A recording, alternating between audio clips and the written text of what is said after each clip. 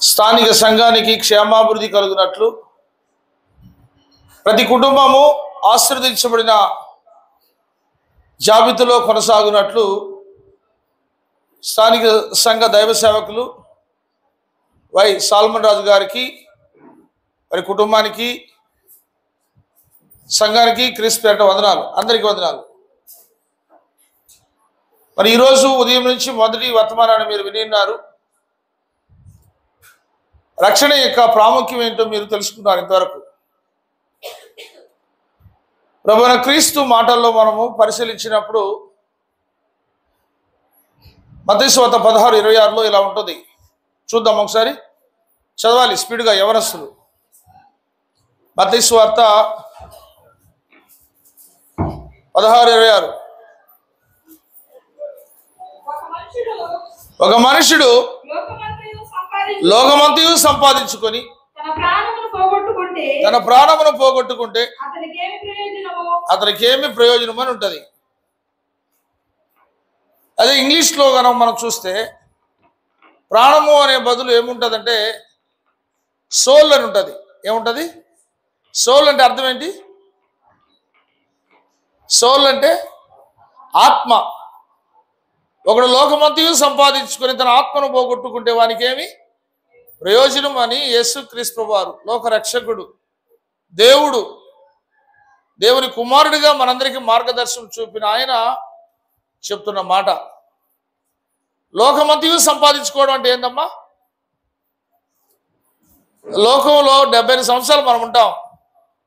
ఈ 75 సంవత్సరాల్లో లోకాన్ని సంపాదించుకోవడం అంటే ప్రాక్టికల్గా మనం ఆలోచించినప్పుడు లోకంలో పుట్టిన ప్రతి బిడ్డ ఎదిగి చదవడం, చదువును సంపాదించుకోవడం, రెండవది ఉద్యోగము సంపాదించుకోవడం, ఉద్యోగం తర్వాత ఒక ఇంటిని నిర్మించుకుని సంపాదించుకోవడం, ఇంటి నిర్మాణం తర్వాత రవాణా సౌకర్యానికి ఒక బైకో, ఒక సైకిలో, ఒక కారో సంపాదించుకోవడం, తర్వాత అవన్నీ సెటిల్ అయిన తర్వాత ఒక వివాహ కార్యక్రమం ద్వారా భార్యను సంపాదించుకోవడం, అటు తర్వాత దేవుని దీవెనలతో దేవుడిచ్చే బహుమానాలను పిల్లలను సంపాదించుకోవడం, దేవుడు అవకాశం ఇస్తే అధికారాన్ని, పదవులను సంపాదించుకోవడం, ఇంకా మరి ఇస్సాకులాగా దేవుడు అబ్రహాం ఇస్సాకులను ఆశీర్వదించినట్లు కొంత భూములను సంపాదించుకోవడం, కొంత ఆస్తులను సంపాదించుకోవడం, కొంత ఐశ్వర్యాన్ని సంపాదించుకోవడం, ఇవన్నీ మంచిదే. ఈ శరీరంతో సాధించేవన్నీ కూడా మనకు ప్రయోజనకరమే. ఈ లోకంలో సంపాదించుకునేవి శరీరంతో సంపాదించుకునేటివి కొన్ని ఉన్నాయి, ఆత్మతో సాధించుకునేటివి కొన్ని ఉన్నాయి. శరీరంతో సాధించేవంటే శరీర చదువులు, మళ్ళా జ్ఞాపకం చేసుకుందాం, చదువులు, ఉద్యోగము, ధనము, కుటుంబ వ్యవస్థ, ఆస్తులు, అంతస్తులు, భూములు, అధికారాలు, ఇవన్నీ ప్రతి మనిషి సంపాదించుకునేవి శరీర సంబంధంగా. ఆ విషయాన్ని ప్రభువుని క్రీస్తు చెప్తున్నారు. ఒకడు లోకమంతయు సంపాదించుకొని దేన్ని పోగొట్టుకోకూడదు అంటున్నాడు? తన ఆత్మను పోగొట్టుకుంటే వానికేమి ప్రయోజనము అంటున్నాడు. ప్రయోజనాలను 2 భాగాలుగా యేసుక్రీస్తు వారు ఆ రోజే చెప్తున్నారు. దీన్ని పౌలు గారు వివరిస్తున్నారు. మీరు ఒక లేఖనం చదివి నేను అడిగే ప్రశ్నలకు జవాబు చెప్పాలి. తిమోతి రాసిన మొదటి పత్రిక 4:8 చదవాలి. తిమోతి రాసిన మొదటి పత్రిక 4:8. శరీర సంబంధమైన సాధకము కొంచెం మట్టుకే ప్రయోజనకరము, కానీ దైవభక్తి ఇప్పటి జీవితంలోను రాబో జీవితంలోను వాగ్దానముతో కూడినదైనందున అది అన్ని విషయాలలో ఎలాంటిదమ్మా? ఇప్పుడు ప్రశ్న, తొందరపడి చెప్పకుండా, తిరుపతి నుంచి వచ్చిన వాళ్ళు చెప్పకుండా మిగతా వాళ్ళు చెప్పాలి. ఇక్కడ వాళ్ళు తెలుసు కాబట్టి వాళ్ళు గబాని చెప్పేశారు అనుకో, వీళ్ళు ఆలోచించలేరు. ఇక్కడ ప్రశ్న ఏంటంటే, పౌలు గారు ప్రయోజనాల గురించి చెప్పారు. ప్రభువైన క్రీస్తు లోకంలో ఉండి సంపాదించుకునే వాటి ప్రయోజనాల గురించి చెప్పలేదు, ఆత్మ ప్రయోజనాల గురించి ఆయన ఆలోచిస్తున్నాడు. యేసుక్రీస్తు మరి ఈ లోకానికి వచ్చింది ఎందుకంట? నశించిన దానిని వెదకి దేన్ని రక్షించాలి? నా శరీరాన్ని రక్షించాలా, ఆత్మను రక్షించాలా? అంటే ఆయన వచ్చింది శరీర ప్రయోజనం కోసమా, ఆత్మ ప్రయోజనం కోసమా? ఆత్మ ప్రయోజనం కోసం ఆయన వచ్చాడు. ఎందుకంటే ఆత్మలన్నీ ఏ భేదం లేకుండా అందరూ పాపం చేసి దేవుడు అనుగ్రహించిన మహిమను పొందలేకపోతున్నారు. అలాంటి వాళ్ళను, పాపులను రక్షించడానికి యేసుక్రీస్తు ఈ లోకానికి శరీరధారిగా రావాల్సి వచ్చింది. సో ఇప్పుడు మీరు చదివిన లేఖనంలో ప్రయోజనాలు ఎన్ని రకాలుగా ఉన్నాయో మీరే చెప్పాలి. ప్రయోజనాలు ప్రభువైన క్రీస్తు చెప్పింది ఆత్మ ప్రయోజనాలు. ఇక్కడ పౌలు గారు వివరిస్తున్నది ఎన్ని రకాలుగా ఉన్నాయి ప్రయోజనాలు చెప్పాలి మీరే. మీరు చెప్తే గబాని ముగించేద్దాం. 1:30 రెండో సెక్షన్ మళ్ళా చదవండి దయచేసి.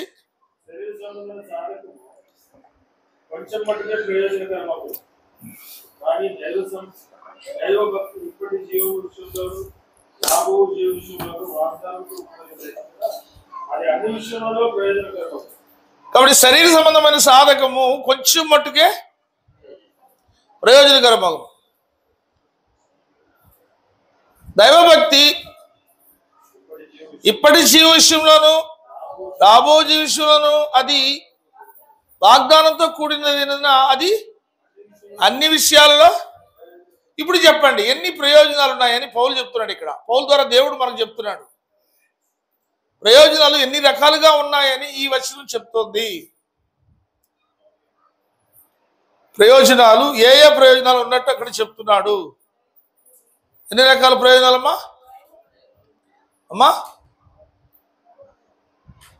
ప్రయోజనం అనే పదాన్ని ఇక్కడ ఎన్ని విధాలుగా ఉన్నట్టు చెప్తున్నాడు.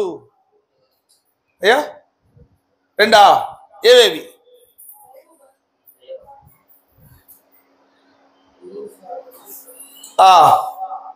రెండవది శరీర సంబంధమైన సాధకము. ఇక నేను అడుగుతున్నది ప్రశ్న ఏంటంటే, ప్రయోజనకరము అనే పదాలు ఎన్నిసార్లు వాడాడు ఇక్కడ? అవి ఆ ప్రయోజనకరం అనే పదాలు మాత్రం చెప్పండి మొదట.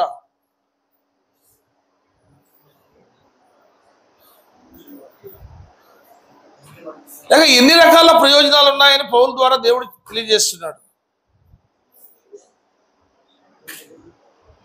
సరే నేనే మీకు ట్రై చేసి చెప్తాను, క్లూ ఇస్తాను, చెప్పండి. అక్కడ ఒక విషయాన్ని చెప్తూ కొంచెము మట్టుకే ప్రయోజనకరం అని చెప్పాడా? అది ఒక రకం, కొంచెము మట్టుకే. ఇంకా రెండవది మీరు చెప్పాలా? రెండవది మీరు చెప్పాలి, అన్ని విషయములలో ప్రయోజనకరము. Very good. ఇప్పుడు ప్రయోజనాలు ఎన్ని రకాలు ఉన్నాయమ్మా? 2 రకాలు. ఏది అమ్మా?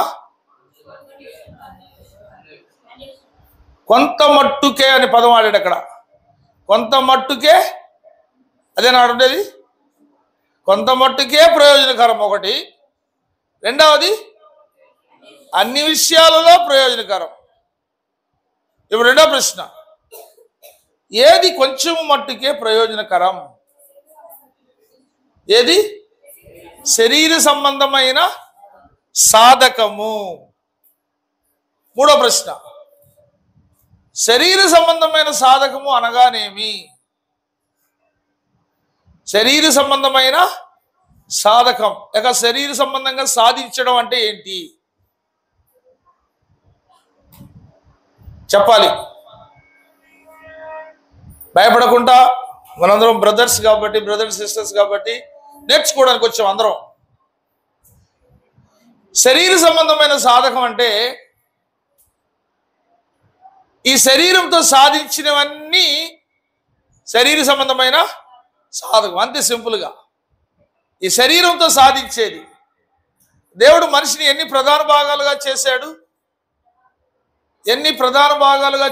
అంటే ఆదికాండం 2:7 దేవుడని యెహోవా నేల మట్టితో నరుని నిర్మించి అతని నాసికారంధ్రములో జీవవాయువుగా నరుడు జీవాత్మాయను. కాబట్టి మనిషి ఎన్ని భాగాలమ్మా? మీ బోర్డు మీద ఒక మనిషి బొమ్మ వేశారు చూడండి. ఒకటి బ్లాక్ లో ఉన్నది శరీరము, బ్లూ కలర్ లో ఉన్నది ఆత్మ. మొదటి మనిషి శరీరాన్ని దేంతో నిర్మించాడు? మొదటి మనిషి ఎవరు ఈ భూమి మీద? ఆదాము. రెండవ మనిషి ఎవరు? మూడవ మనిషి ఎవరు? నేను కాదంటున్నాడు వాళ్ళిద్దరు. మూడవ మనిషి ఆదాము అవ్వలకు పుట్టిన మొదటి సంతానం ఎవరు? అంతే కదా. సో మొదటి మనిషి శరీర నిర్మాణం అయితే మట్టి నుంచి చేశాడు. రెండవ మనిషి అవ్వ శరీరం ఏమో ఆదాము పక్కటెముక నుండి ఆదాముకు గాఢ నిద్ర కలుగు చేసి, అంటే ఆపరేషన్ చేయడానికి మత్తు మందిచ్చి ఆ శరీరంలో నుండి ఎముకను తీసి ఆ ఎముకలో నుండి ఏం చేశాడు? అవ్వను చేశాడు, నిర్మించాడు దేవుడు. నరుని నుండి తీయబడింది కాబట్టి ఆమె ఏమైంది? నారి అని పిలువబడింది. ఇక దేవుడు వాళ్ళిద్దరిని ఆశీర్వదించి, మీరు ఫలించి అభివృద్ధి చెంది విస్తరించి భూమిని నిండించండి అని ఆశీర్వదించిన ఫలితంగా దేవుని దయ వలన నేను ఒక మనిషిని సంపాదించుకున్నాను అన్నాడు ఆదాము. ఎవరైనా? కయీను. 139 కీర్తనలో 13వ దావీదు గారు అంటారు, నా తల్లి గర్భం మందు నన్ను నిర్మించిన వాడవు నీవే. కాబట్టి మూడవ మనిషి నుంచి అందరినీ దేవుడు తల్లి గర్భంలో నిర్మిస్తున్నాడు. మొదటి మనిషి మట్టి, రెండవ మనిషి మనిషి నుండి, మూడవ మనిషి నుండి మనుషుల నుండి, తల్లిదండ్రుల నుండి నిర్మిస్తున్నాడు దేవుడు. అందువలన ఈ శరీరానికి దేవుడు ఆయుష్కాలం ఇచ్చాడు. ఈ ప్రపంచంలో ఎక్కువ కాలం బతికింది ఎవరో మీకు ఐడియా ఉందమ్మా? బైబిల్ ప్రకారము మెతుషెలా 969 సంవత్సరాలు బతికాడు. Highest old record, man of the match ఆయనకే, మ్యాన్ ఆఫ్ ది సిరీస్ కూడా ఆయనకే. అక్కడి నుంచి ఆయుష్కాలం తగ్గుతూ వచ్చింది. 950, 930, 920, 800, 700, 350, 120 పడిపోయింది. మోషే గారు ప్రార్థన చేసే గారికి ఆయుష్కాలం 70 సంవత్సరాలు అధిక బలం ఉండొచ్చు, 80. మోషే ప్రార్థన చేసినప్పుడు 70-80 పడిపోయింది. నోవాహు కాలంలో పాపం విస్తరించినప్పుడు 120 సంవత్సరాలకు పడిపోయింది. ఇప్పుడు నేడు యాకోబు రాసిన పత్రిక 1వ శతాబ్దంలో చెప్పాడు, మీ జీవం మేపాటిది, మీరు అంతలో కనబడి అంతలో మాయమయ్యే ఆవిరి వంటి వారు అంటున్నాడు. మన ఆయుష్కాల జీవితాన్ని మూరతో పోల్చాడు, గడ్డి పువ్వుతో పోల్చబడింది, నీడతో పోల్చబడింది, నీటి ఆవిరితో పోల్చబడింది, బిత్తిడి వంటి జీవితం. ఇలాంటి జీవితంలో మనం ఉన్నాం. ఈ జీవిత కాలంలో ఎవరికి ఇచ్చిన ఆశీర్వాదాలను బట్టి, ఎవరికి ఇచ్చిన సామర్థ్యము తలాంతులను బట్టి శరీరము సాధిస్తూ ఉంది. ఈ శరీరం ఏం చేస్తూ ఉంది? శరీర సంబంధమైన సాధకము, అది ప్రయోజనకరం. ఎంత ప్రయోజనకరం అన్నాడు? 4:8 మళ్ళా చదవాలి. తిమోతి రాసిన మొదటి పత్రిక 4:8. శరీర సంబంధమైన సాధకము కొంచెం మట్టుకే ప్రయోజనకరం అంటారు. ప్రయోజనం అది. శరీర సంబంధమైన సాధకం అంటే శరీరంతో సాధించేది. ఒక చదువు చదివే వరకు అది ప్రయోజనకరమా కాదా? ఈ శరీరంతో చదివాము, ఓ పీజీ, బీటెక్, ఎంటెక్ చేసాం, అది ప్రయోజనకరమా కాదా? అది సాధించింది ఏది అంటే శరీరం, రాత్రిపూలు కష్టపడి. అలా చదివి ఒక ఉద్యోగం సంపాదించింది ఈ యొక్క శరీరం, అది ప్రయోజనం కాదా? ఈ శరీరంతో ఉద్యోగం వచ్చిన తర్వాత ఒక ఇల్లు కట్టుకున్నాం, అది ప్రయోజనకరమా కాదా? మన అనుదిన ప్రయాణాల కోసం సైకిల్, బైక్, కారు కొనుక్కున్నాం, అది ప్రయోజనకరమా కాదా? ఇంకా పెళ్లి చేసుకోవడానికి కోసం ఒక 5 ఎకరాల ఆస్తి కొనుక్కున్నాం, ఇది ప్రయోజనకరమా కాదా? ప్రయోజనకరమే. ఇంకా అంతా రెడీ చేసుకున్న తర్వాత వివాహం చేసుకున్నాం. వివాహ జీవితం ప్రయోజనకరమా కాదా? ఏమయ్యా, ప్రయోజనకరమా కాదా? భార్య దొరికిన వానికి మేలు దొరుకుతుంది అన్నాడు పెళ్లి కాబోయే వాళ్ళకి. అది ప్రయోజనకరమే. దేవుడు ఆశ్రయించి పిల్లలు ఇచ్చాడుకో, పిల్లలు కూడా ప్రయోజనకరమా కాదా? ప్రయోజనకరమే. సడన్గా నీకు ఒక పదవి ఇచ్చేసాడుకో దేవుడు, ఒక ఎంపీటీసీను, ఒక వార్డు మెంబరు, ఒక ఎమ్మెల్యేను, ఒక ఎంపీగా ఇచ్చేసాడుకో, ఆ అధికారం నీకు ప్రయోజనకరమా కాదా? ప్రయోజనకరం. నీకు ఒక ఉద్యోగం వస్తే అది ప్రయోజనకరమా కాదా? నెలకి 50 నుంచి 1,00,000 రూపాయలు వస్తూ ఉంటుంది, ప్రయోజనకరమా కాదా? ఈ ఆస్తులు, అంతస్తులు, పదవులు, చదువులు, ఉద్యోగాలు, కుటుంబ వ్యవస్థ, ఇవన్నీ దేంతో సాధించేదమ్మా? దేంతో సాధించేది? శరీరంతో సాధించేది. అందువలన శరీర సంబంధమైన సాధకము ప్రయోజనకరం. కానీ ఎంత ప్రయోజనకరం?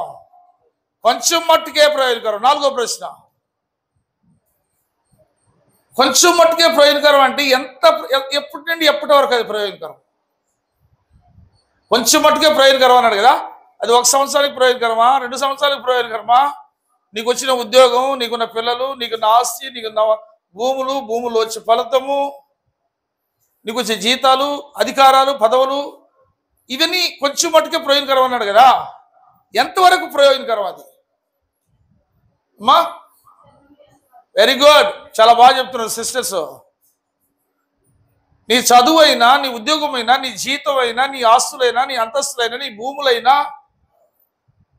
నువ్వు కలిగి ఉన్నది ఏదైనా యెహోవా ఇచ్చాను. నువ్వు కలిగి ఉన్నది ఏదైనా ఎవరు ఇచ్చాను? వాటితో నీవు ఈ శరీరంతో సాధించి ఒక మంచి స్టేటస్లో ఉన్నావు. అది ప్రయోజనకరం.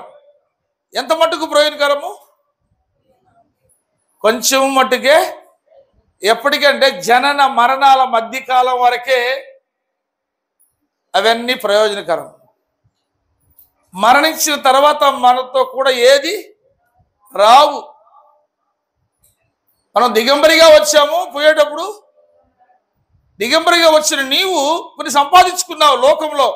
చదువులు, పదవులు, ఉద్యోగాలు, ఆస్తులు, అంతస్తులు, పదవులు, ఇంకా డబ్బులు, ఐశ్వర్యము, పేరు, ఇవన్నీ సంపాదించుకున్నావు. ఇవేవి నీతో కూడా నువ్వేం చేయలేవు, తీసుకెళ్ళలేవు. అయితే భూమి మీద ఉన్నంత వరకు అవన్నీ ఏంటి? అవన్నీ ప్రయోజనమే కదా. కుటుంబ వ్యవస్థ ప్రయోజనమే, ఉద్యోగం ప్రయోజనమే, చదువులు ప్రయోజనమే, పిల్లలు ప్రయోజనమే, ఇల్లు ప్రయోజనమే, బైకు ప్రయోజనమే, కారు ప్రయోజనమే. కానీ నువ్వు ఉన్నంత వరకు ఇవి ప్రయోజనం. సో మొదటి ప్రయోజనాన్ని గురించి ఆలోచించాం. రెండవ ప్రయోజనాన్ని గురించి అన్నాడు. ఇప్పుడు రెండవది ఏదమ్మా? రెండవ ప్రయోజనం ఏది అయ్యా? అన్ని విషయాలలో ప్రయోజనకరం. అన్ని విషయాలలో ప్రయోజనం అంటే అన్ని విషయాలలో ప్రయోజనం. దాని గురించి వివరణ ఇచ్చాడు, చదవండి. దైవభక్తి ఇప్పటి జీవ విషయంలోను, రాబో జీవ విషయంలోను వాగ్దానంతో కూడినదైనందున, అంటే అన్ని విషయాలలో ప్రయోజనకరం అన్నాడు కదా. ఇప్పుడు ఏది అన్ని విషయాల్లో ప్రయోజనకరం? అది క్వశ్చన్. ఇప్పుడు కొంత మట్టుకే ప్రయోజనకరం అన్నారే, అంటే ఏది కొంత మట్టుకే ప్రయోజనకరము? శరీర సంబంధమైన సాధకం, అంటే శరీరంతో సాధించేది. అట్లా కాదు, అన్ని విషయాల్లో ప్రయోజనకరం అన్నాడు కదా, అది ఏదమ్మా? ఏది అన్ని విషయాల్లో ప్రయోజనకరం? అది మొదటి ప్రశ్న. అక్కడ ఉన్నదే చూసి చెప్పాలా. శరీర సంబంధమైన సాధకం కొంచెం మట్టుకే ప్రయోజనకరము. తర్వాత దైవభక్తి ఇప్పటి జీవితంలోను, రాబో జీవితంలోను వాగ్దానంతో కూడినదైనా, అది అన్ని విషయాల్లో. ఇప్పుడు చెప్పండి, ఏది అన్ని విషయాల్లో ప్రయోజనకరము? దైవభక్తి. ఏంటి? దైవభక్తి. ఇప్పుడు దైవభక్తితో సాధించేది శరీరమా, ఆత్మ సాధిస్తుంది. కాబట్టి ఆత్మ సాధించడం, శరీరం సాధించడం. ఆత్మ సాధించడం, శరీరం సాధిస్తే అది ఎంతవరకు ప్రయోజనకరము? శరీరం సాధించినవన్నీ ఎంత మట్టుకు ప్రయోజనకరము? కొంత మట్టుకే అని పదం వాడాలి అక్కడ బైబిల్లో, కొంత మట్టుకే. మరి ఆత్మ సాధిస్తే అది ఎప్పుడెప్పుడు ప్రయోజనకరం అన్నాడు అక్కడ. అయ్యా అన్ని విషయాల్లో నేను చెప్తూ వివరిస్తున్నాడు చూడండి. దైవభక్తి అనేది ఆత్మ సాధించేది, అది ఎప్పుడెప్పుడు ప్రయోజనకరం అని చెప్తున్నాడు. మళ్ళా చదవండి 4:8 తిమోతి రాసిన మొదటి పత్రిక 4:8 వచ్చిన. యూత్ చదవాలి, వెనకాల యూత్ చదవకూడదు. ఎందుకంటే యూత్ యాక్టివ్గా ఉంటేనే సంఘానికి బలం. ఒకవేళ చదువు రాకపోతే వదిలేయండి, చదువుకున్న వాళ్ళు గట్టిగా చదవాలి.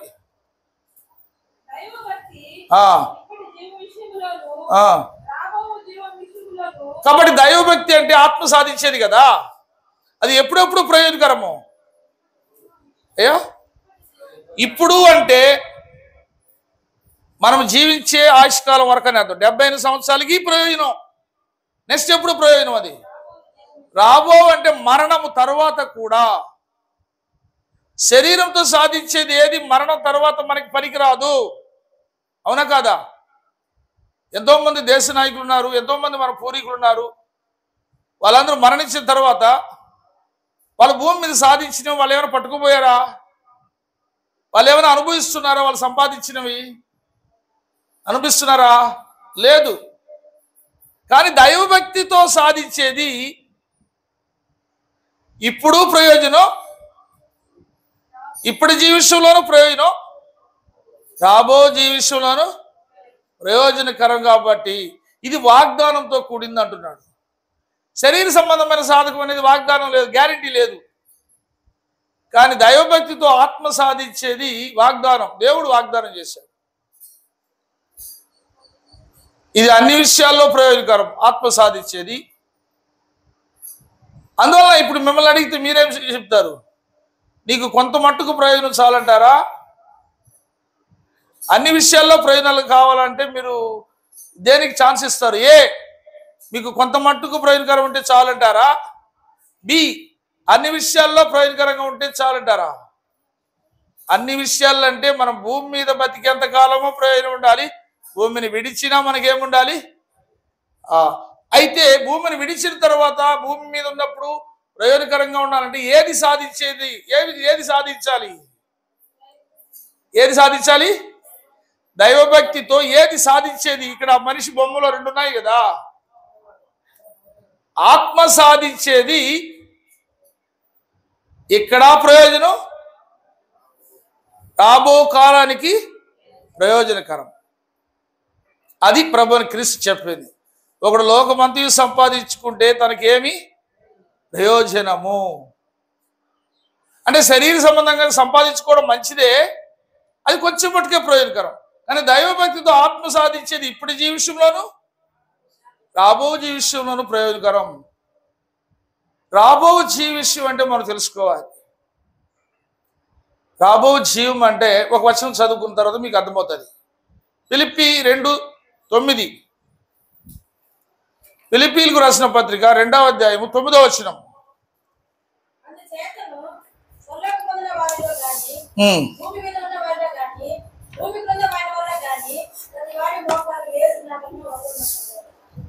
ఓకే, ఇక్కడ బైబిల్లో దేవుడు రాయించిన పరిశుద్ధ గ్రంథమైన బైబిల్లో మనిషిని గూర్చి, మనిషి ఒక పరదేశిగా యాత్రికుడిగా ఉన్నాడని హెబ్రీ 11:13 చెప్తున్నాడు. హెబ్రీ 11:13లో తాము భూమి మీద పరదేశులమును యాత్రికులమై ఉన్నామని ఒప్పుకొని అనేసి చెప్తున్నారు. అది కూడా ఒకసారి చదివేద్దాం, ఎందుకన్నా మంచిది.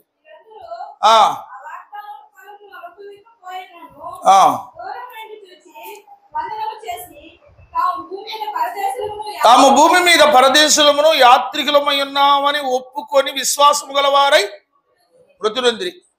ఇక్కడ హేబేలు మొదలుకొని హనోకు, నోవాహు, అబ్రాహాము, ఇస్సాకు, యాకోబు, శారా గారు ఇంతమంది గురించి చెప్తూ వీరందరూ అంటున్నాడు. వీరందరూ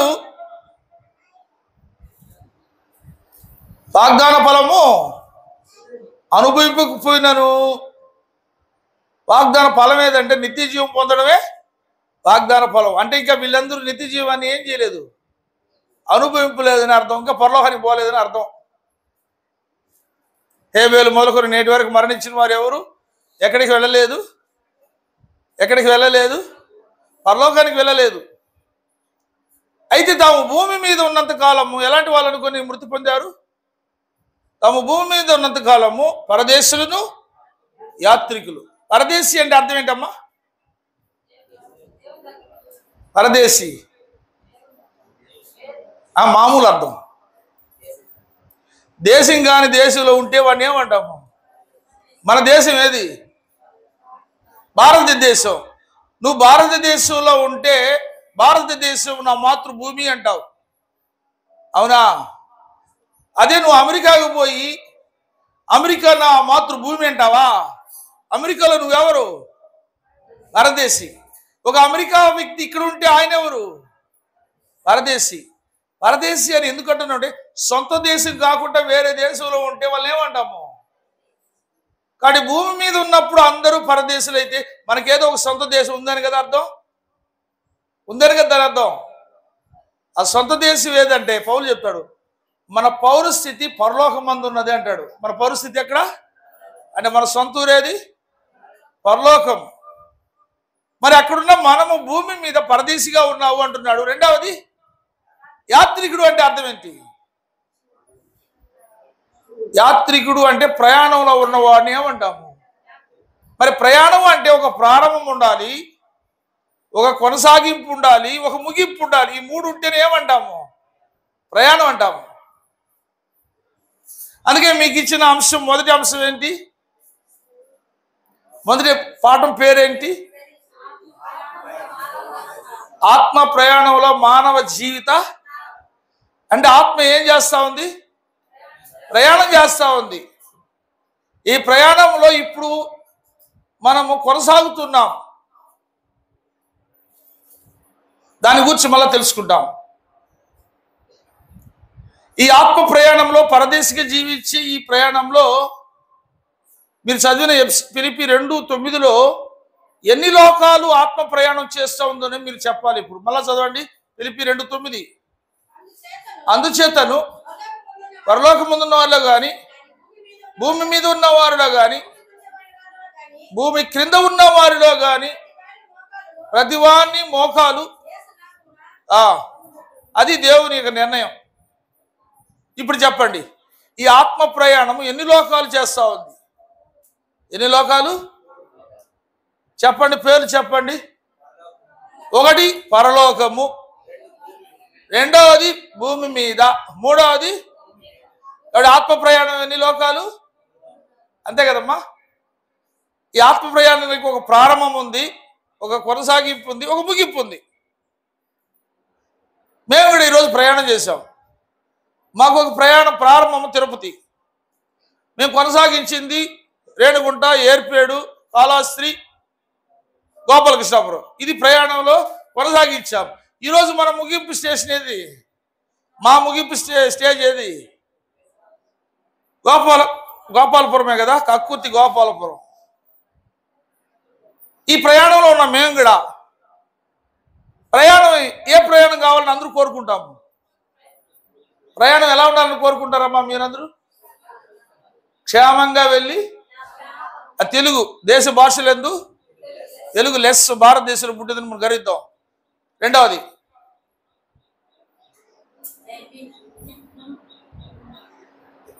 మనము ప్రయాణంలో ఉన్నప్పుడు తెలుగులో ఏమో క్షేమంగా వెళ్ళి లాభంగా, ఇంగ్లీష్లో ఏమంటాం? ఇది ఇంటర్నేషనల్ హ్యాపీ జర్నీ. ఏ జర్నీ? సో రాత్రికి నేను మా కుటుంబంలోకి వెళ్ళి దేవా మాకు హ్యాపీ జర్నీ దయచేసేందుకు నీకు స్తోత్రం అని చెప్పాలి అంటే ఇప్పుడు ప్రయాణం పూర్తయిందా? సగంలో ఉందా? సగంలో ఉంది. అంటే ప్రారంభము కొనసాగింపులో ఉన్నాం, ఇక్కడ చేరుకున్నాం. తిరిగి మా ప్రయాణం కాళహస్తి, ఏర్పేడు, రేణుగుంట మీద ఎక్కడికి వెళ్ళిపోవాలి? తిరుపతికి చేరుకుంటే అది ఏ జర్నీ? Happy journey. అప్పుడు దేవునికి స్తోత్రం. అట్లా కాకుండా మేము ఇక్కడికి వచ్చి 1 సంవత్సరం అయినా 2 సంవత్సరాలైనా 3 సంవత్సరాలైనా మేము తిరుపతికి పోలేదంటే మా జర్నీ ఏ జర్నీ హ్యాపీకి ఆపోజిట్ ఏంది? Unhappy journey. అన్హ్యాపీ జర్నీ అంటే ఏదో జరిగింది, మధ్యలో ఏదో జరిగింది. మీ అందరూ తెలుసు వైఎస్ఆర్ గారు మాజీ ముఖ్యమంత్రి హైదరాబాద్లో బయలుదేరారు హెలికాప్టర్లో. ఆయనకి మధ్యలో అనేక స్టేజెస్ ఉన్నాయి. ఆయన గమ్యం ఏది ఆ రోజు? చిత్తూరు పెళ్లికి రావాలి. ఓకేనా? పెళ్లి టైం అయిపోతా ఉంది, ఎవరు రాలేదు. వైఎస్ఆర్ గారు చిత్తూరుకి రాలేదు. ఒకరోజు రాలేదు, సాయంత్రం రాలేదు, రెండో రోజు మిలిటరీ వచ్చారు. నల్లమలై అడవులంతా ఎదిగితే మనిషి శవాన్ని కనిపెట్టారు. అంటే అది ఆ రోజు ఆయనకి ఏ జర్నీ కాదు, హ్యాపీ జర్నీ కాదు. ఏ జర్నీ అది? Unhappy journey. ఇదే విధంగా మన ఆత్మ కూడా ప్రయాణంలో ఉంది. దేంట్లో ఉంది? ప్రయాణంలో. ప్రారంభం ఎక్కడ ప్రయాణమైందంటే, ముందు ఏ లోకం ఉన్నారమ్మా? 3 లోకాల్లో ప్రయాణం అన్నాం కదా. ముందు ఏ లోకం ఉన్నాము? ఆ పరలోకంలో దేవుడు అంటే ఎవరమ్మా? దేవుడు ఏ స్వరూపి? దేవుడు అంటే ఒక చెట్ట, రాయ, పుట్ట, పక్ష, జంతువా? దేవుడు ఏ స్వరూపము? యోహాను 4:24లో దేవుడు ఆత్మస్వరూపి. దేవుడు అంటే ఎవరు? ఆత్మస్వరూపి. మా ఆత్మస్వరూపిన దేవుడు అందరికీ తండ్రి అంట. అందరికీ తండ్రి. ఇప్పుడు మన దేహంలో ఉన్న ఆత్మ, ఈ దేహంలో ఉన్న ఆత్మకు తండ్రి ఎవరు? ఆత్మకు తండ్రి ఎవరు? దేవుడు. ఆత్మకు తండ్రి ఎవరు? దేవుడు. ఒకసారి బైబిల్ ద్వారా చూద్దాం. హెబ్రీ 12:7. హెబ్రీ 12 9వ వచనం చదవండి. సరిపోద్ది డైరెక్ట్గా.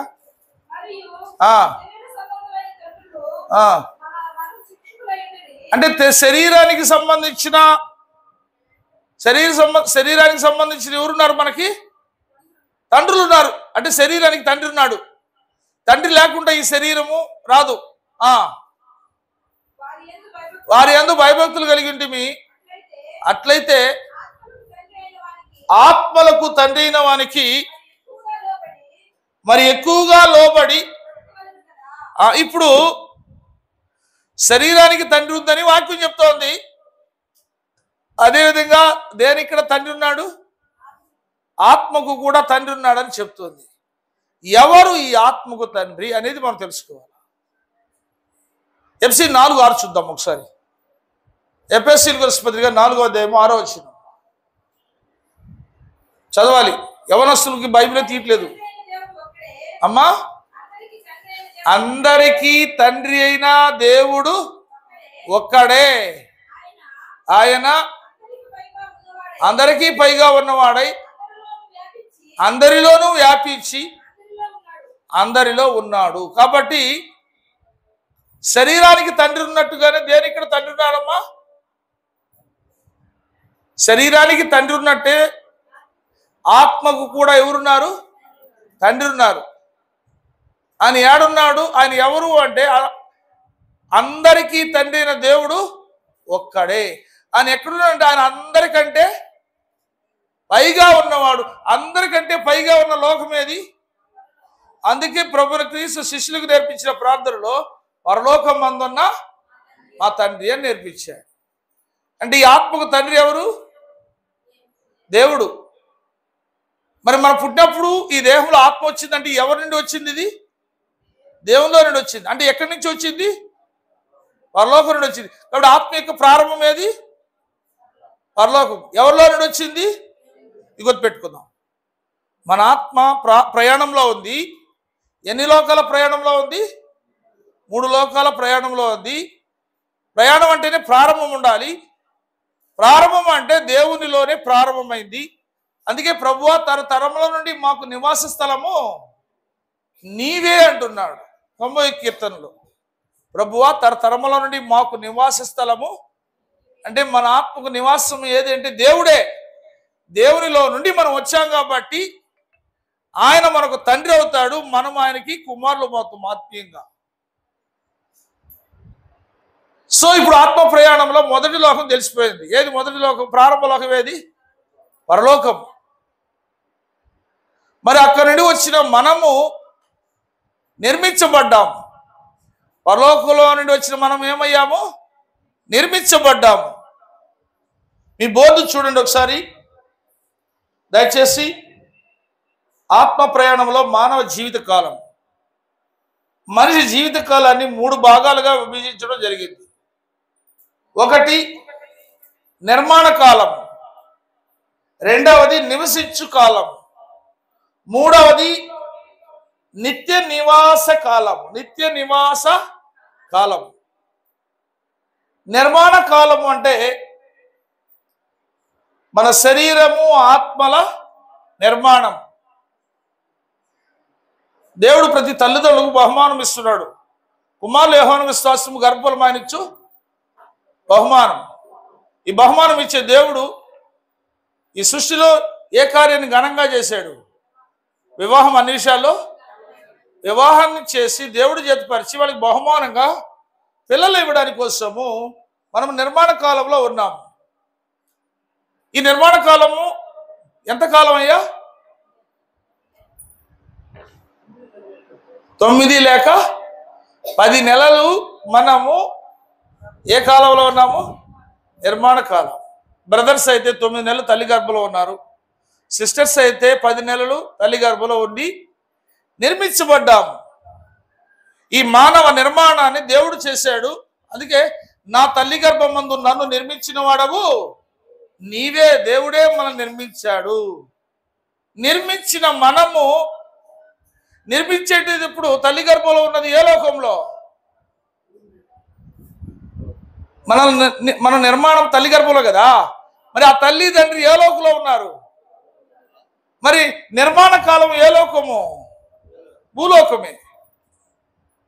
శరీరము నిర్మాణమైనది భూలోకంలో, కానీ ఆత్మ ప్రారంభమైనది పరలోకంలో నుండి భూలోకానికి వచ్చాము. ఈ భూలోకంలో 2 భాగాలు. ఒకటి నిర్మాణ కాలం 9-10 నెలలు. ఈ నిర్మాణ కాలంలో ఈ భూమి మీద ఏం జరుగుతుందో, సూర్యుడి కింద ఏం జరుగుతుందో ఎవరికి ఏమీ తెలియదు. డాక్టర్ తెలియదు, తల్లిదండ్రులు తెలియదు. మన నిర్మాణంలో నిర్మాణం అంతా అయిపోయిన తర్వాత, ఒక ఇంటి నిర్మాణం అయిపోయిన తర్వాత ఏం చేస్తారయ్యా? ప్రారంభోత్సవం చేస్తారు కదా. అదేవిధంగా దేవుడు మనిషిని నిర్మించి ప్రతి మనిషిని చేతిని బిగించి ముద్ర వేసి ఈ లోకానికి పంపుతున్నాడు. దీన్ని బర్త్డే అంటాం. దీన్ని ఏమంటాము? బర్త్డే. అంటే మన నిర్మాణ కాలం భూలోకమే, మన బర్త్డే ఏ లోకము? భూలోకంలో. భూలోకులు ఏం చేయడానికి మనల్ని పంపాడు అనేది యోబు 37:12 చదవాలి. యోబు గ్రంథము 37:12. యోబు గ్రంథము 37:12. ఆయన వల్ల నడిపింపబడినవై నరులకు నివాస యోగ్యమైన భూగోళం మీద. చాలమ్మా. నరులకు నివాస యోగ్యమైన భూగోళం మీద అంటున్నాడు కదా. అప్పుడు నిర్మాణ కాలంలో నుండి మనం ఏ కాలానికి వచ్చేసాము? నిర్మాణ కాలంలో నుండి ఈ శరీర ఆత్మలు నిర్మాణ కాలం 9-10 నెలలు. ఎక్కడంటే తల్లి గర్భం, అది భూలోకంలోనే. నిర్మాణం అయిపోయిన తర్వాత నరుల నివాస యోగ్యము, నివసించు కాలము. నివసించు కాలము. అందుకే శరీర ఆత్మలు ఏం చేయాలి? నివసించే కాలం. నరుల ఆయుష్కాలము పరిమితి గలదు, మించజాలని వయపరిమాణం నీవు వారికి నియమించినావని యోబు 14:5 రాయించబడింది. ఒకసారి చూడండి. యోబు 14:5. నరుల ఆయుష్కాలము పరిమితి గలదు, వారి నెలల సంఖ్య నీకు తెలిసే ఉన్నది. మించజాలని వయపరిమాణం నీవు వారికి. కాబట్టి 969 సంవత్సరాల నుంచి 950, 930, 700, 300, 120 సంవత్సరాలు తర్వాత దావీదు గారు చెప్పినట్టుగా మా ఆయుష్కాలము 91 కీర్తన 10వ వచనం చదవండి. 91 కీర్తన 10వ వచనం.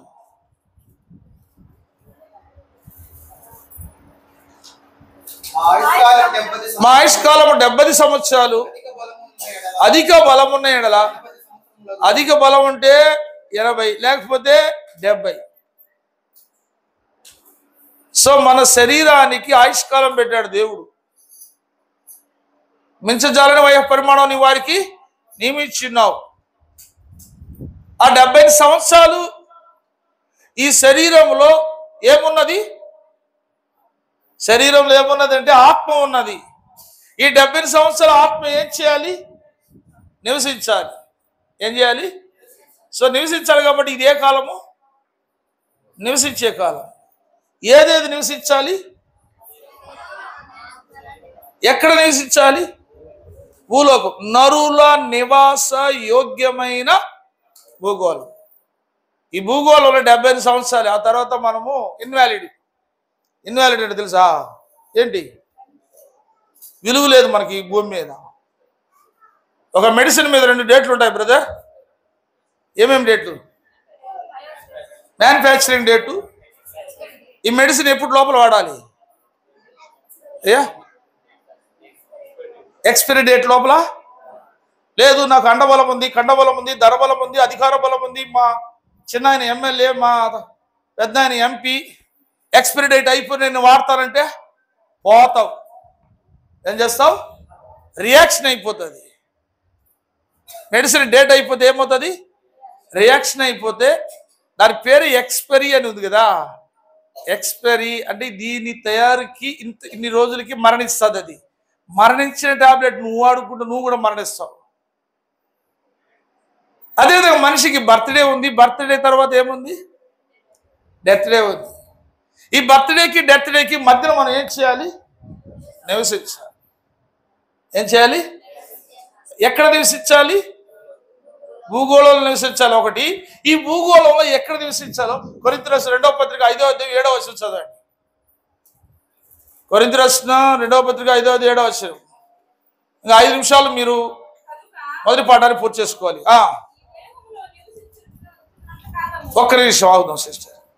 ఈ దేహములో మొదటేమో నరుల నివాస యోగ్యమైన, మనము 70 సంవత్సరాలు భూగోళంలో నివసించాలి. ఆ భూగోళంలో కూడా ఎక్కడ నివసించాలి?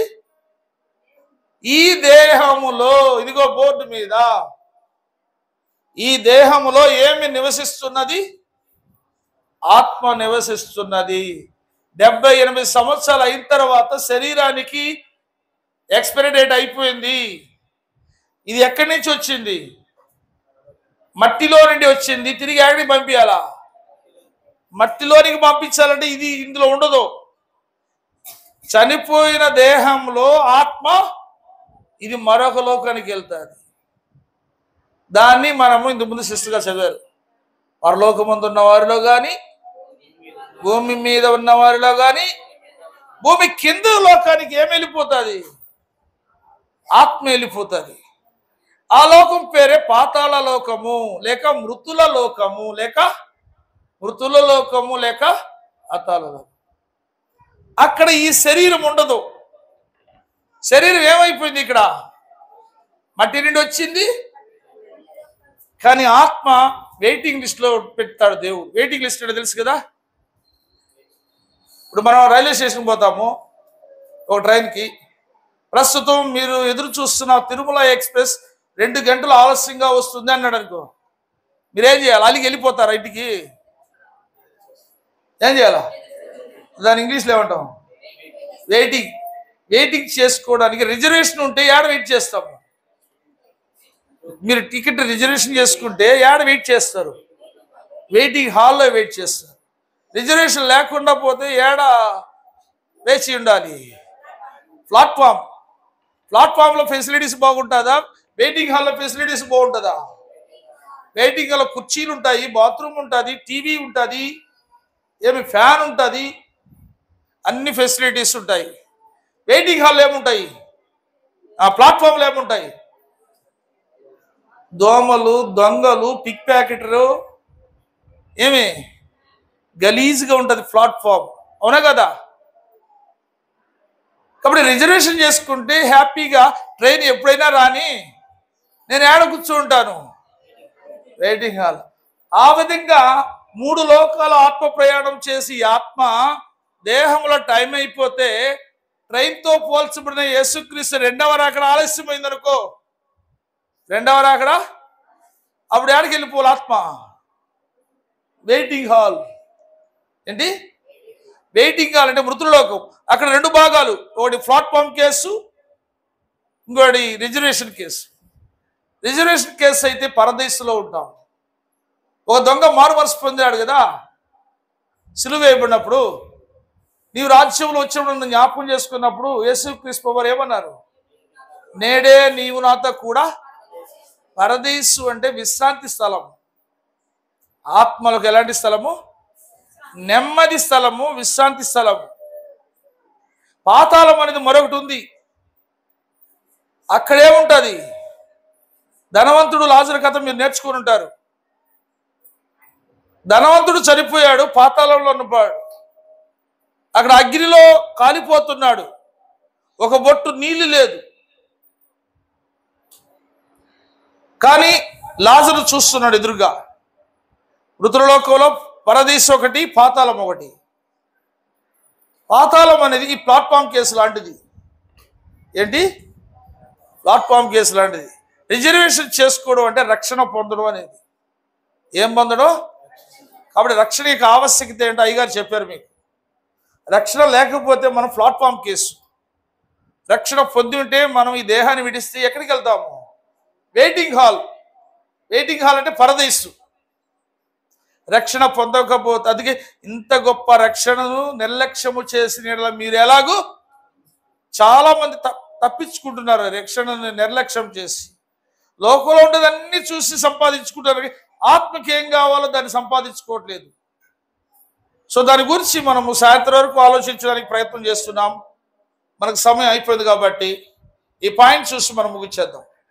మనది ఒకటి నిర్మాణ కాలము, రెండవది నివసించే కాలం.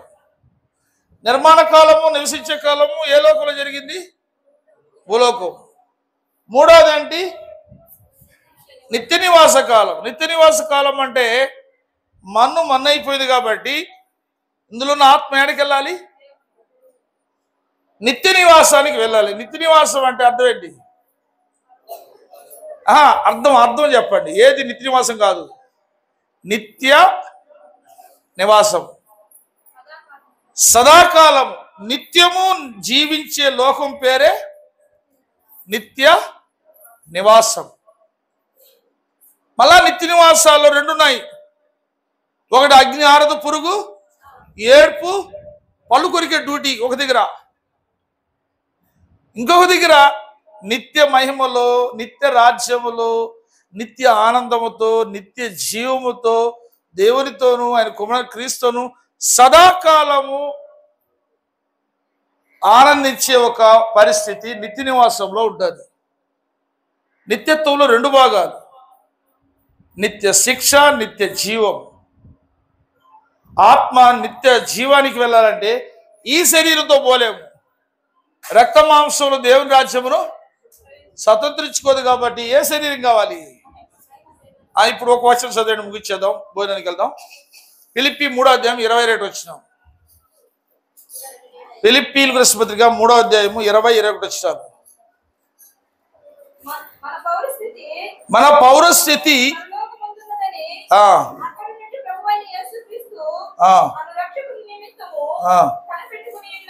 ఒక్క నిమిషం ఆవిడ సిస్టర్.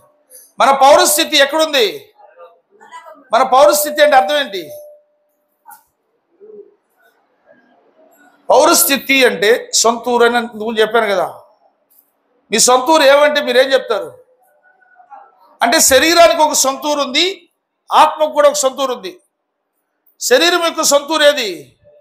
మీ మమ్మీ డాడీలు ఏ ఊర్లో ఉన్నారో అది మీ సొంతూరు. నువ్వు ఎక్కడ పుట్టావో అది మీ సొంతూరు. మరి ఆత్మకు తండ్రి ఏడున్నాడో అది ఆత్మ యొక్క సొంతూరు. ఆత్మకు తండ్రి ఎవరు? మరి ఆయన ఏడున్నాడు? తిరుపతిలో ఉన్నాడా, తమిళనాడులో ఉన్నాడా, అమెరికాలో ఉన్నాడా? ఆయన పరలోకమందున తండ్రి. కాబట్టి మన ఆత్మ యొక్క సొంతూరు ఏది? మరి అక్కడ ఉండి ఎవరి కోసం కనిపెడుతున్నారంటే, ఇప్పుడు చదవండి, మన పౌరస్థితి పరలోకమందున్నది. అక్కడ నుండి ప్రభుని యేసుక్రీస్తుని రక్షకుని నిమిత్తం ఏం చేస్తున్నాము? కాబట్టి దేవుని బిడ్డలందరూ, క్రైస్తవులందరూ, విశ్వాసులందరూ, పరిశుద్ధులందరూ ఎవరి కోసం కనిపెడుతున్నారు? ఎవరి కోసం? ప్రభు అయిన యేసుక్రీస్తుని రక్షకుని నిమిత్తం కనిపెడుతున్నారు. ఆయన ఒకసారి వచ్చాడు, 33 సంవత్సరాలు భూమి మీద ఉన్నాడు, బెత్లెహేములో పుట్టాడు, నజరేతులో పెరిగాడు, యెరూషలేములో అందరి కోసం పాపల కోసం చనిపోయాడు, తిరిగి లేచాడు, 40 రోజులు ఉన్నాడు, మళ్ళీ పరలోకానికి వెళ్ళిపోయాడు. పోతూ పోతూ నేను మీ కొరకు స్థలం సిద్ధపరిచి వెళ్ళుచున్నాను, నేను స్థలంలో మీరు ఉన్నట్టు నేను మరలా వచ్చి మిమ్మల్ని తీసుకెళ్తాను వాగ్దానం చేసిపోయాడు. అవునా కదా? ఇప్పుడు ఆయన వస్తుంది ఎన్నో రాకడ, రెండవ రాకడ. ఆయన కోసం అందరూ ఏం చేస్తున్నారంట? 20 వచనం కనిపెడుతున్నారు.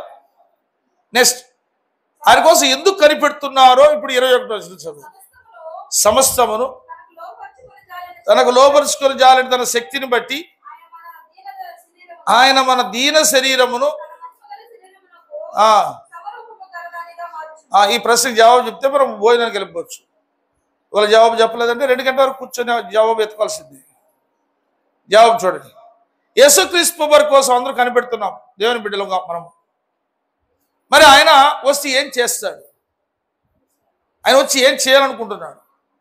21 వచనం ప్రకారము ఆయన వచ్చి ఏం చేస్తాడు? మళ్ళా చదవండి. చదివి కరెక్ట్ ఆన్సర్ చెప్పకపోతే 2 గంటల వరకు ఉంటుంది క్లాసు. కరెక్ట్ ఆన్సర్ చెప్పేసి ఇప్పుడే వదిలేస్తాను.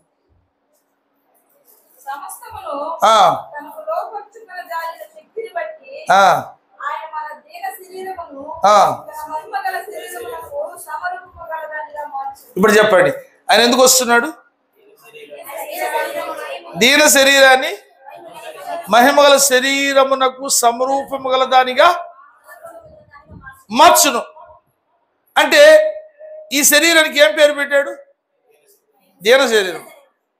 ఆయన అమర్చే శరీరానికి ఏం పేరు పెట్టాడు? ఈ రెండింటికి తేడా తెలుసుకుంటే ఏది బెస్ట్ శరీరము? పరలోకానికి కావాల్సింది రక్త మాంసం దేవుని రాజ్యాన్ని. ఈ శరీరంతో మనం ఏడికి పోలేము, పరలోకానికి పోలేము. మనం అమెరికాకు పోవాలంటే ఏమేమి కావాలా? పాస్పోర్ట్ కావాలా? ఈ 2 లేకపోతే ఆడికి పోలేవు. ఒకవేళ 2 తీసుకుని ఆడికి పోయి నీ దగ్గర ఉన్న 500, 1000 రూపాయలు, 2000 నోట్లు, ఇదిగా అది ఇది అంటే ఇస్తాడా? ఇవ్వడు. ఎందుకు ఇవ్వడు? అక్కడ ఏ పరిపాలన ఉందో, అక్కడ ఏ కరెన్సీ ఉందో దానికి న్యాయం చేయాలి. అక్కడ డాలర్ ఉంటేనే పని చేస్తుంది. మన డబ్బులు మార్చుకోవాలి. అదేవిధంగా ఈ శరీరంతో మనం ఏడికి పోలేము. పరలోకం పోవాలంటే ఏ శరీరం కావాలా? అది ఎవరు ఇవ్వాలి? యేసుక్రీస్తు ప్రభువారు ఇవ్వాలి. ఎప్పుడు ఇవ్వాలి? రెండవ రాకడ. ఎప్పుడు ఇస్తారు? కాబట్టి ఆ ట్రైన్ అనే రెండవ రాకడ లేట్ అయితే ఇక్కడ మన శరీరానికి టైం అయిపోతే ఈ లోపల ఉన్న ఆత్మ ఎక్కడికి వెళ్ళిపోవాలి? వెయిటింగ్ హాల్కి వెళ్ళిపోవాలి. ఎక్కడికి వెళ్ళిపోవాలి? వెయిటింగ్ హాల్ అంటే మృతుల లోకం. రిజర్వేషన్ చేసుకుని రక్షణ పొందంటే పరదేశు. రిజర్వేషన్ లేకుండా రక్షణ నిర్లక్ష్యం చేస్తే పాతాళం. పాతాళంలో అగ్ని యాతన ఉంటుంది. ఒక బొట్టు నీళ్ళ కోసం ధనవంతుడు అడుగుతున్నాడు, లేదంటున్నాడు. నీవు నీ జీవితకాలం ముందు నీకు ఇష్టపచ్చినట్టు సుఖం అనిపించింది. ధనవంతుడు శ్రమలు అనుభవించాడు, బాధపడ్డాడు. కాబట్టి నువ్వు ఇక్కడ రిస్క్ తీసుకో, ధనవంతుడు రెస్ట్ తీసుకుంటానంటున్నాడు. లాజరు రెస్ట్ తీసుకుంటాడు, ధనవంతుడు ఏం తీసుకున్నాడు? మృతుల్లోకంలో రిస్క్. ఈ వెయిటింగ్ హాల్లో మనకి రిస్క్ కావాలన్నా రెస్ట్ కావాలా? మరి రెస్ట్ కావాలంటే మనకి ఈ భూమి మీద ఉన్నప్పుడే సిద్ధపడాలి. భూమి మీద ఉన్నప్పుడు ఏం చేయాలి? కాబట్టి మనది ఆత్మ ప్రయాణంలో మానవ జీవితంలో ఎన్ని లోకాలు ఉన్నాయమ్మా? ఏ లోకాలు? పరలోకము, భూలోకము, భూమి కింద లోకం, దాని పేరే మృతుల్లోకం. ఈ 3 లోకాలు కూడా మన జర్నీ ఎలా ఉండాలి? హ్యాపీగా ఉండాలి. ఎలా ఉండాలి? ఈ ఆత్మ ప్రయాణంలో స్టార్టింగ్ పాయింట్ ఏది? ప్రారంభం ఏది? ఆత్మ ప్రారంభం ఏది? ఎవరిలో నుండి ప్రారంభమైంది? దేవునిలో నుండి. ఏ లోకం నుండి ప్రారంభమైంది? మరి కొనసాగించేటప్పుడు మన కాలము 2 కాలాలు ఉన్నాయి. ఏవి? నిర్మాణ కాలము. ఈ 2 ఏ లోకంలో జరిగేది? భూలోకంలో జరిగేది. మరి నిత్య నివాసానికి పోవాలంటే, నిత్య నివాస కాలానికి వెళ్ళిపోవాలంటే కదా. ఎవరు రావాలి? ఆయన వచ్చి ఏమి ఇవ్వాలి? మహిమా శరీరాన్ని ఇస్తేనే మనం ఏడికి పోతుంది మన ఆత్మ. మరి అలా పోవాలనుకున్నప్పుడు ఈ జర్నీలో మనం ఏం చేస్తే అనేది కొరింథీయులకు 2:5-9 చదివండి అమ్మా. కొరింథీయులకు 2:5-9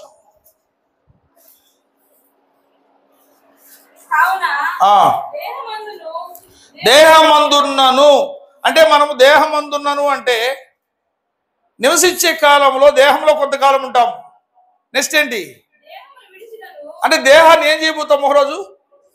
మరి దేహం అందుండేది ఏంటి? దేహాన్ని విడిచేది ఏది? దేహంలో ఉండేది ఏంటి? దేహాన్ని విడిచేది ఏంటి? కాబట్టి దేహం అందున్నాను, దేహం విడిచినాను. ఇప్పుడు చెప్పండి. ఆయనకి ఇష్టలమై ఉండవాలని మిగులు అపేక్షించుచున్నాను. ఇప్పుడు చెప్పండి, హ్యాపీ జర్నీగా ఉండాలంటే ఏం చేయాలి? నువ్వు దేహంలో ఉన్నా అంటే ఏ లోకంలో? భూలోకంలో. దేహాన్ని విడిచిన అంటే ఏ లోకంలో? పాతాళ లోకంలో. ఎవరికి ఇష్టలుగా ఉండాలా? నువ్వు దేవునికి ఇష్టంగా ఉన్నావా అంటే దేవునికి ఎవరు ఇష్టలు అంటే విశ్వాసం లేకుండా మనం దేవునికి ఇష్టలుగా ఉండట. నీకు విశ్వాసం ఉంది అని తెలియజేసేది అంటే విశ్వాసమునకు ఫలము అని చెప్తూ ఆత్మరక్షణ అంటున్నాడు. విశ్వాసానికి ఫలం ఏంటి? ఒకసారి అవచనం చదవడం ముగించేద్దాం. పేతురు రాసిన మొదటి పత్రిక 9వ వచనం.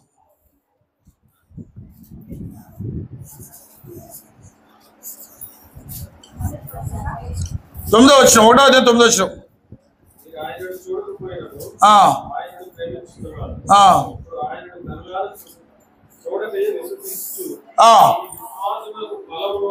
మీ విశ్వాసమునకు ఫలమును అనగా ఆత్మరక్షణను పొందుచు చెప్పనశక్యమును. సో మీరు సంతోషం గలవారై 3 లోకాలు ఆనందించాలంటే విశ్వాసానికి ఏం కావాలంటున్నాడు? విశ్వాసమునకు ఏం కావాలి? ఫలం కావాలి. ఏంటి ఫలము? ఆత్మరక్షణ. ఇది ఎవరికి ఇష్టం? మరి దేవునికి ఇష్టలుగా ఉంటే మన 3 లోకాల ప్రయాణం ఎలా ఉంటుంది? హ్యాపీగా ఉంటుంది. ఎన్ని లోకాల ప్రయాణం? 3 లోకాల ప్రయాణం. ఏ జర్నీలో ఉండాలి? హ్యాపీ జర్నీలో ఉంటే ఎవరికి ఇష్టలుగా ఉండాలి? మరి దేవునికి ఎవరు ఇష్టలు? విశ్వాసం లేకుండా మనం దేవునికి ఇష్టలుగా ఉండట. మరి విశ్వాసం ఉంటేనే దేవునికి ఇష్టం. విశ్వాసం ఉండేది దేన్ని బట్టి తెలుస్తుంది అంటే విశ్వాసానికి ఫలాన్ని బట్టి నీకు విశ్వాసం ఉందని తెలుస్తుంది. విశ్వాస ఫలం ఏది? ఆత్మరక్షణ. అది పొందినారా లేదా, అది వాక్యానుసారంగా పొందారా లేదా అనే దాని గురించి మధ్యాహ్నం మనం ఆలోచించాం. ముందుగా మనం ఏ ప్రయాణంలో ఉన్నాము? సో ఈ ఆత్మ ప్రయాణంలో మరి మొదట ఎక్కడ ఉన్నది ఆత్మ? మనం ఈ లోకంలో రాకముందు దేవునిలో ఉండిన ఆత్మ. మన ఆత్మ ఎవరిలో ఉందమ్మా? మన దేహంలోనికి మన పుట్టక ముందు మనలో ఉన్న ఆత్మ ఎవరిలో ఉంది? దేవునిలో ఉండిన ఆత్మ, పాస్టర్స్. ఇప్పుడు ఆత్మ ఏడుందమ్మా? ఇప్పుడు ఆత్మ ఏడుందంటే దేహములో. నువ్వు చదివారు కదా, దేహములో నివసిస్తున్న ఆత్మ.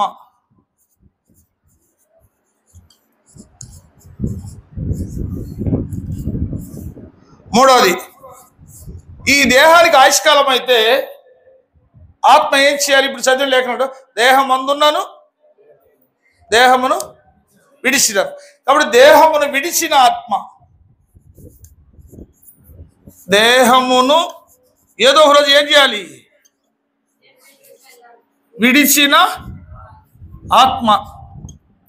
10th క్లాస్ చదివే స్టూడెంట్స్, ఈ స్కూల్ బాగుంది, టీచర్ బాగున్నారు, ఫ్రెండ్స్ బాగున్నారు, స్కూల్ అయిపోయిన తర్వాత కూడా మేము ఇక్కడే ఉంటామంటే కుదురుతుందమ్మా? కుదురుతుందా? కాలేజీకి వెళ్ళిపోవాలా. అదేవిధంగా మనము దేహానికి మన ఆయుష్కాలం అయిపోయిన తర్వాత నరులారా తిరిగి రండి అంటాడు. నరులారా తిరిగి లేదు దేవా నాకు కొంచెం పరీక్ష ఉంది, వ్యవసాయం ఉంది, వ్యాపారం చూసుకుని వస్తాడు, కుదరదు అని ఎప్పుడు పిలుస్తాడంటే ఆయుష్కాలం అయిపోయిన వెంటనే పిలుస్తాడు. ఆ రోజు మనం ఖచ్చితంగా వెంటనే ఏం చెప్పాలా? వెళ్ళిపోవాలి. దేహమును విడిచిన ఆత్మ. ఇక 4వది, మహిమ గల దేహములో నివసించబోయే ఆత్మ. మహిమ గల దేహములో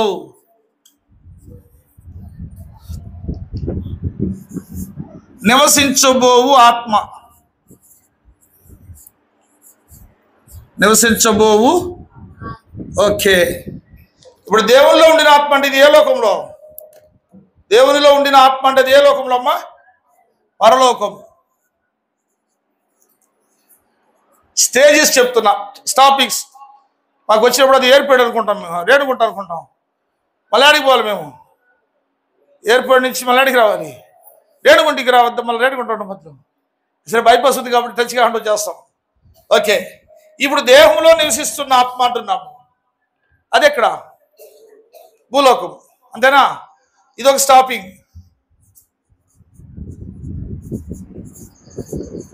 ఇక్కడ ఎన్ని రోజులు నివసించాలమ్మా భూలోకంలో?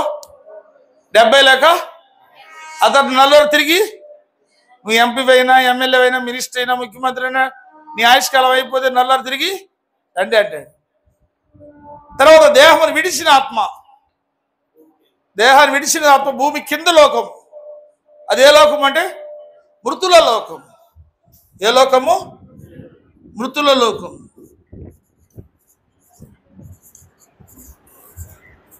ఈ మృతుల లోకంలో ఆత్మలు వెయిటింగ్లో ఉన్నాయి. ఎప్పటి వరకు వెయిటింగ్లో ఉండాలి? ఎప్పటి వరకు వెయిటింగ్లో ఉండాలి? యేసుక్రీస్తు ప్రభు యొక్క 2వ రాకడ వరకు వెయిటింగ్లో ఉండాలి. ఆయన వచ్చినప్పుడు అందరూ జీవ బృందంలో ఉన్నవాళ్ళు బయటకు వస్తారు, ఉన్నవాళ్ళు రెప్పపాటున మహిమల శరీరంలోనికి మార్చబడతారు. సో నెక్స్ట్ మహిమల దేహంలో నివసించబోయే ఆత్మ ఫ్యూచర్లో అదే లోకము, అంతే కదా, పరలోకము.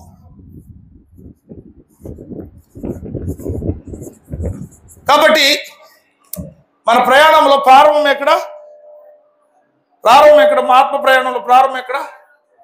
కొనసాగింపు ఎన్ని లోకాలు కొనసాగించాలి? 2 లోకాలు. ఏ లోకాలు? ఇది కొనసాగాలి. కొంతమంది ఆడున్నారు, కొంతమంది ఏడున్నారు. యేసుక్రీస్తు వారు వస్తే మళ్ళీ ఆడికి వెళ్ళిపోరు అందరూ. ఆడికి పోవాలంటే ఏ శరీరం కావాలి? మహిమల శరీరం ఎవరికి ఇస్తారంటే, ఈ దేహం ఉన్నప్పుడు దేవుని ఎవరు మహింపరుస్తారు? రక్షణ పొందాలి, దేవుని మహింపరుస్తారు. రక్షణ పొందాలి, అలాంటి వాళ్ళకి అది. కాబట్టి స్టార్టింగ్ లోకం ఏది? ఎండింగ్ లోకం ఏది? అలా పోతే ఏ జర్నీ? అడ్డగాకుండా మృతుల్లోకానికి వెళ్ళి పాతాళంలో ఉండి అటు తర్వాత పరలోకానికి ఆపోజిట్ లోకం ఒకటి ఉంది. ఏది? నరకం. మరి నరకానికి వెళ్ళిపోతే హ్యాపీ జర్నీ, అన్హ్యాపీ జర్నీ? నీకు ఏది కావాలి? కాబట్టి వీటన్నిటికి తీర్పు ఉంది. నువ్వు భూమి మీద ఎలా జీవించావు, ఎలా నివసించావు? విశ్వాసిగా, పరిశుద్ధుడిగా, రక్షణ పొంది జీవించావా? అయితే ప్రభువు క్రీస్తు 2వ రాకడలో కుడివైపున కొంతమంది, ఎడవైపున కొంతమంది పెట్టి కుడివైపున రండి అంటాడు. నా తండ్రి చేత ఆశ్రయించబడిన వాళ్ళారా రండి పరలోకానికి అంటాడు. ఎడవైపున చూసి అవిశ్వాసులను, భక్తిహీనులను, లోకంలో ఉన్న వారిని, నశించిన వారిని, శపించబడిన వాళ్ళరా అపాధికిని వారి దూతలు సిద్ధపరిచిన నిత్య నరకానికి పొండి. వీళ్ళు మేకలతో పోల్చారు, వీళ్ళు గొర్రెలతో పోల్చారు. మనం మేకలుగా ఉంటే ఏ సైడు? Left side. గొర్రెలతో పోవాలంటే ఏ సైడు? రైట్ సైడ్ ఉన్న వాళ్ళకి ఆశీర్వాదం, లెఫ్ట్ సైడ్ ఉన్న వాళ్ళకి శాపం. మీకేం కావాలా? ఆశీర్వాదం ఏ సైడ్ పోవాలా? కుడివైపు. కుడివైపుని ఏమని పిలుస్తాడు రాజు? రండి అంటాడు. ఎడవైపు ఉన్న వాళ్ళని మీకు రండి కావాలా, పొండి కావాలా? రండి కావాలంటే రక్షణ పొందాలి, రండి కావాలంటే నీతిమంతులు అవ్వాలి, రండి కావాలంటే రక్షణ పొంది రాజ్యంలో నివసించాలి, భూమి మీద రాజ్యంలో నివసించాలి. కాబట్టి మీ అయ్యగారు గత వారం రోజులుగా మిమ్మల్ని రండి రండి అన్నారు. ఉదయం నుంచి మీరందరూ ఏమయ్యారు? రండి ప్రోగ్రాం అయిపోయింది. ఇప్పుడు మేము పొండి అంటాము. ఎక్కడికి పొండి? భోజనానికి పొండి. భోజనం అయిన తర్వాత మళ్ళా రండి. అది మన ప్రయాణము రండి పొండి రండి కార్యక్రమం సాయంత్రం జరుగుతుంది. ఇచ్చిన అవకాశాన్ని బట్టి మొదటి అంశాన్ని పూర్తి చేసుకోవడానికి మరి అయ్యగారు సాల్మన్ రాజు గారికి మీ అందరికీ ఓపికగా విన్నారు. మరొకసారి వందనాలు తెలియజేస్తూ సమయాన్ని మీకు అప్పగిస్తున్నాను. Thank you brother.